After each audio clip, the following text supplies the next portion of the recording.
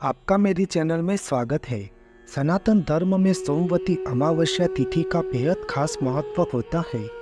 फाल्गुन मास के कृष्ण पक्ष में आने वाली अमावस्या तिथि सोमवार के दिन पड़ती है, इसलिए इसे सोमवती अमावस्या कहलाती है। इस सोमवती अमावस्या का व्रत करने से व्यक्ति को उनके सारे पापों से मुक्ति मिलती है, साथ ही पितृदोष और काल सर्प दोष जैसे अशुभ दोषों से भी मुक्ति मिलती है। यहाँ सोमवती अमावस्या बहुत फलदायी मानी जाती है, इसलिए सौभाग्यवती स्त्रियों को सोमवती अमावस्या का व्रत जरूर करना चाहिए। सोमवती अमावस्या के दिन भगवान शिव एवं माता पार्वती और भगवान विष्णु जी की विधि विधान से पूजा अर्चना करनी चाहिए। ऐसी मान्यता है कि जो भी व्यक्ति सोमवती अमावस्या का व्रत रखता है, उसकी सभी मनोकामनाएं पूर्ण होती है, साथ ही अखंड सौभाग्य की प्राप्ति होती है। इस सोमवती अमावस्या के दिन कथा वार्ता या पाठ का श्रवण करता है, उस पर प्रभु की कृपा दृष्टि बनी रहती है। सोमवती अमावस्या की कथा इस प्रकार है कि एक नगर में गरीब ब्राह्मण परिवार रहता था। उस ब्राह्मण परिवार में पति पत्नी के अलावा उनकी एक पुत्री भी थी।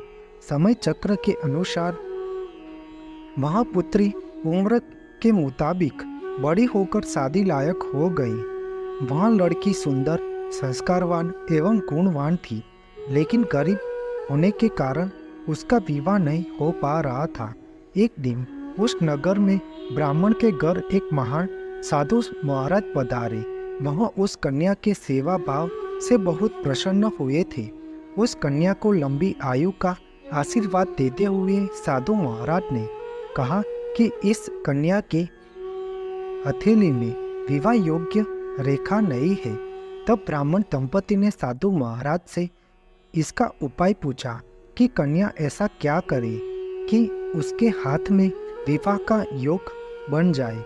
साधु ने कुछ देर तक विचार करने के बाद अपनी अंतर्दृष्टि से ध्यान करके बताया कि कुछ दूरी एक गांव में सोना नाम की धोबिन जाति की एक महिला है। वह अपने बेटे और बहू के साथ रहती है, जो बहुत ही आचार विचार और संस्कार संपन्न तथा पवित्रता स्त्री है। यह कन्या उसकी सेवा करे और वह महिला इसकी शादी में अपने मांग का सिंदूर लगा दे। उसके बाद इस कन्या का विवाह हो तो इस कन्या का वैधर्य मिट सकता है। साधु ने यह भी बताया कि वह महिला कहीं आती जाती नहीं है। यह बात सुनकर ब्राह्मणी ने अपने पुत्री से सोना धोबिन की सेवा करने की बात कही। वह पुत्री अपने माता पिता की बात से सहमत होकर वह कन्या अगले दिन प्रातः काल ही सुबह उठकर सोना धोबिन के घर जाकर साफ सफाई और अन्य सारे गृह कार्य करके अपने घर वापस आ जाती थी। एक दिन सोना धोबिन अपनी बहू से पूछती है कि तुम तो सुबह ही उठकर सारे काम कर लेती हो और पता भी नहीं चलता। बहू ने कहा, माँ जी, मैंने तो सोचा कि आप ही सुबह उठकर सारे काम खुद ही खत्म कर लेती हो। मैं तो देर से उठती हूँ। इस बात से दोनों सास बहू निगरानी करने लगी कि कौन है जो सुबह ही घर का सारा काम करके चला जाता है। कई दिनों के बाद धोबिन ने देखा कि एक कन्या अंधेरे में घर आती है और सारे काम करने के बाद वापस चली जाती है। जब वह जाने लगी तो सोना धोबिन इसके पैरों पर गिर पड़ी और पूछने लगी कि आप कौन है और इस तरह छुपकर मेरे घर की सेवा क्यों करती है। तब कन्या ने साधु महाराज द्वारा कही गई सारी बात बताई। सोना धोबिन पवित्रता स्त्री थी, उसमें बहुत पवित्र का तेज था। सोना धोबिन उस कन्या की बात सुनकर कन्या उसके साथ जाने के लिए तैयार हो गई। सोना धोबिन के पति थोड़ा अस्वस्थ थे। उसने अपनी बहू से अपने लौट आने तक घर पर ही रहने को कहा। सोना धोबिन जैसे ही अपनी मांग का सिंदूर उस कन्या की मांग पे लगाया, तब उसके पति की मृत्यु हो गई। उसे इस बात का पता चल गया। वह घर से निराजन ही चली थी, यह सोचकर कि रास्ते में कहीं पीपल का पेड़ मिलेगा तो उसे प्रसाद देकर और उसकी परिक्रमा करके ही जल ग्रहण करेगी। उस दिन सोमवती अमावस्या थी।